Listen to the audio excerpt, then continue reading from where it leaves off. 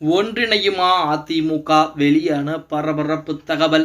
நண்பர்களே, நம்ம போடக்கூடிய வீடியோக்கள் நீங்கள் அதிமுக தொண்டர்களாக இருந்தீங்க அப்படின்னா மறக்காம நம்ம சேனலை சப்ஸ்கிரைப் பண்ணிட்டு இந்த வீடியோக்கு ஒரு லைக் பண்ணிருங்க. அனைத்து இந்திய அண்ணா திராவிட முன்னேற்ற கழகம் என்பது மிகப்பெரிய கடல் போன்ற ஒரு இயக்கம். இந்த இயக்கத்தில் இருக்கக்கூடிய ஒரு சில நபர்கள் மூலமாக தற்சமயம் பிரச்சனை என்பது வந்து கொண்டிருக்கிறது.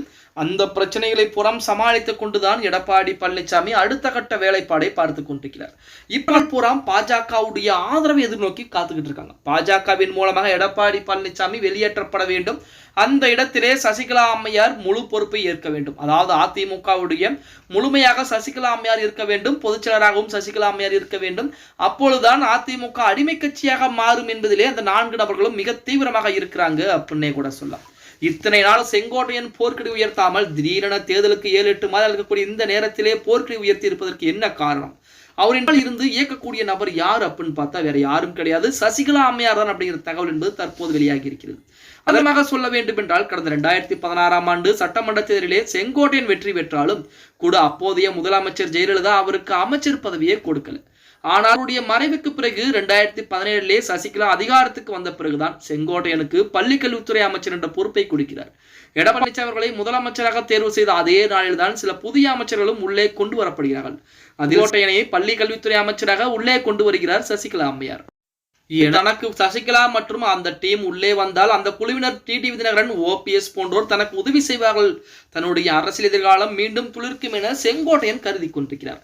அதனால் தற்போது எடப்பாடி பழனிசாமி அணியிலிருந்து விலகி மற்ற அணிகளில் அவர் சேருவதற்காக காய்களை நகர்த்தி கொண்டிருப்பதாக சொல்லப்படுகிறது. அதுமல்லாமல் சசிகலாவுக்கும் செங்கோட்டையனுக்கும் பல ஆண்டுகளுக்கு முன்பிருந்தே நல்ல நட்பு என்பது இருந்து கொண்டிருக்கிறது. குடங்களா வாங்கிய காலத்திலிருந்து செங்கோட்டையன் அவர்களுடைய உதவி என்பது அவர்களுக்கு இருந்திருக்கிறது அப்படின்னே கூட சொல்லலாம்.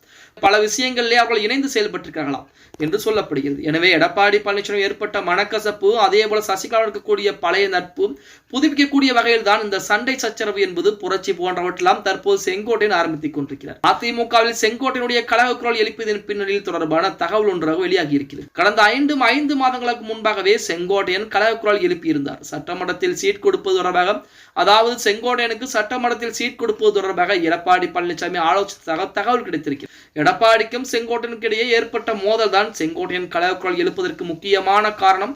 அதற்கு பின்புலத்திலே இருந்து வேலை செய்யக்கூடிய நபர் யாருன்னு அப்படின்னு பார்த்தா வேற யாரும் கிடையாது, நம்ம சசிகலா அம்மையார் எப்படியாவது அதிமுகவுக்குள்ளே வர வேண்டும், தலைமை பொறுப்பை கைப்பற்ற வேண்டும். அப்படி கைப்பற்றி எடப்பாடி பழனிசாமியை அந்த இடத்திலிருந்து வெளியேற்றி விட்டு அதிமுகவை ஒரு குடும்பத்துடைய அடிமை கட்சியாக மாற்றம் செய்ய வேண்டும். அதாவது மன்னார்குடி குடும்பத்துடைய கட்சியாக அதிமுகவை மாற்றம் செய்யப்பட வேண்டும். ஓபிஎஸும் அதற்கு ஆதரவாகத்தான் இருப்பார். ஏன்னா ஓபிஎஸ்க்கு இப்ப வேற நிலைமை என்பது செங்கோட்டையனும் அதற்குத்தான் ஆசைப்பட்டு கொண்டிருக்கிறார் அப்படின்னே கூட சொல்லலாம். பொறுத்திருந்து பார்க்கலாம். ஓகே गाइस, வீடியோ பிடிச்சிருந்தா மறக்காம லைக் பண்ணிருங்க.